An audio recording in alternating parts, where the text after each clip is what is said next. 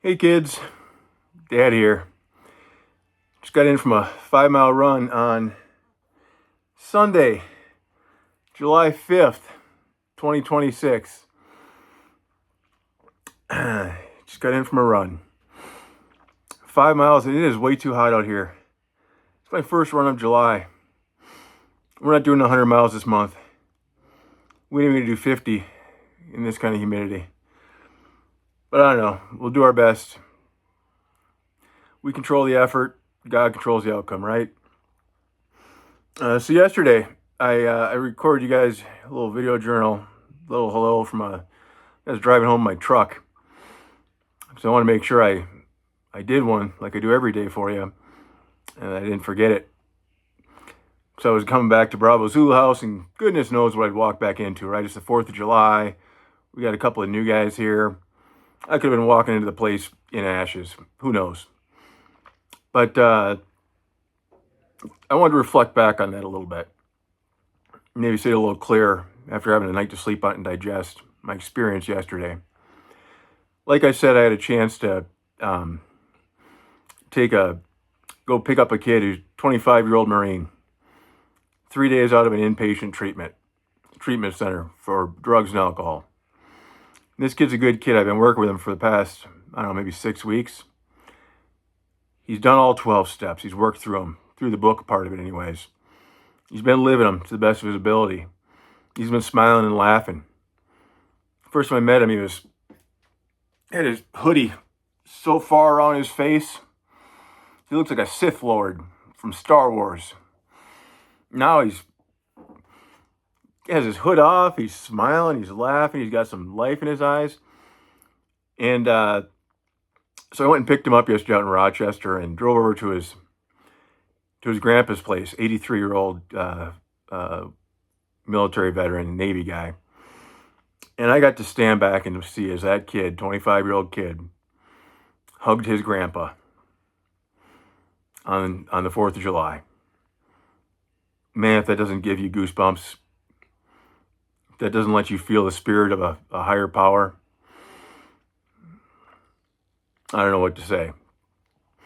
So I guarantee that grandfather, seeing his son, his grandson, seeing his grandson going in and out of treatment multiple times over the last 2 years, doing the kinds of drugs that kill people. Some of them are the kinds of drugs that kill people the first time you do them. I guarantee that old guy had some days and nights where he worried about his grandson. So to see him be able to give his grandson a hug and to see his grandson healthy and happy, I bet that made that old guy's 4th of July as he's sitting around at that retirement home. Now, I was really proud of this kid too. I went and picked him up. This kid doesn't have a vehicle. He can't drive. Consequences from the state of Minnesota for bad decisions with alcohol. But I was so proud of him, so grateful for him that of all the things we could have done that day, he said, if it's okay with you, Ryan, I'd love to go stop at my grandpa's. Goodness, of course.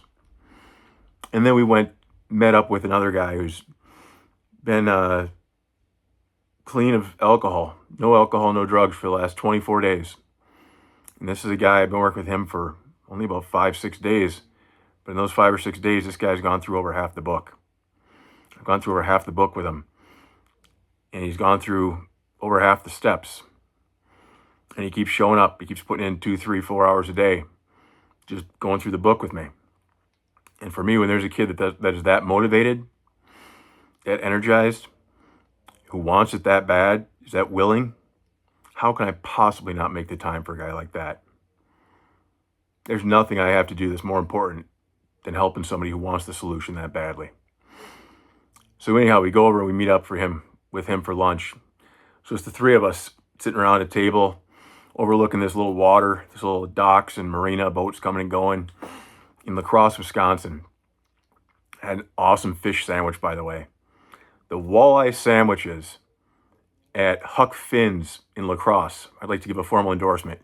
If you guys want to sponsor me with a free sandwich, I'll say it again. Anyhow, had a nice little lunch. We're sitting around there for an hour and a half or so, reflecting, smiling, joking a little bit, laughing a little bit. And it was funny because we were talking about, at one point I asked him, so what would you normally be doing on the 4th of July? And each of the three of us actually couldn't really remember, because the 4th of July is a big holiday. And for guys like us, we'd have typically probably had a lot of alcohol involved. The only 4th of July as I could remember, I had to go back several years to with you kids in the cul-de-sac, going to the 4th of July parade with you kids in Apple Valley, going over to the neighbors to the front lawn, watching the fireworks. That's the stuff I remember. The last couple of years, there's a couple of years in there that it's fuzzy. I don't remember. But I remember last year's pretty well in St. Paul. I remember this year's very well. I'll never forget this year's. And for these two guys, it was their first sober 4th of July, probably in their adult lives. But then, so after lunch, we go up to this thing called Grandpa's Bluff, this big mountaintop overlooking La Crosse, Wisconsin, the Mississippi River, a big chunk of Wisconsin there. And we go up there. It's a really scenic overlook. Really cool. I'd never been up there. And the irony is, I remember telling the guys earlier in the week when we started planning to get together on the 4th, I said, I'd really like to get some water. Water would be awesome. Well, we find ourselves up on this top of this bluff, right? Nowhere near water. We're 1,000 feet above sea level. No real water in sight. What happens? It starts to rain. It starts to rain. I don't care if it makes me sound crazy. To me, that's a little God shot. That's God saying, hey, Ryan, I heard you say you wanted some water. Here's some water for you. Because rain wasn't in the forecast, that's for sure. And so anyhow, we're up on this mountaintop and overlooking all of the amazing creation of the world and how beautiful the trees and the cliff faces and all that stuff. And we end up sitting down under a little rain shelter and going through the book, going through our book that is our roadmap, our 12-step book. And we went through 2 of the steps and talked about them, and kind of got a little game plan for the guy with 24 days of sobriety for how he's going to go through his 8th and 9th step. There's a little prayer up there. And the amazing thing is we're driving down, we're leaving, so we're kind of winding down kind of around the spirally way down the cliff, down the bluff. And one solo little baby deer walking across the street right in front of us. The only other time I saw a little baby deer alone in my entire life was that time at that silent retreat when that one emerged from the woods and approached me. That one that I'm convinced is related to you, Fiona. So again, just one of those little God whispers saying, hey, Ryan, I was with you today. So I've come to learn about this thing called a spiritual experience. And these are the little ways I have them. For me, a spiritual experience, my growth, my transformation over the past year and a half, it wasn't the clouds opening and God coming down in his big booming voice saying, Ryan, I am God. Listen to me. It wasn't some, like in the book talks about Saul or Paul having this white light experience because this blinding flash of light and loses his vision and he saw Jesus in that moment. It wasn't that. It's just been this series of little moments where I just keep doing the next right thing that this program of recovery talks about. I just get these little whispers.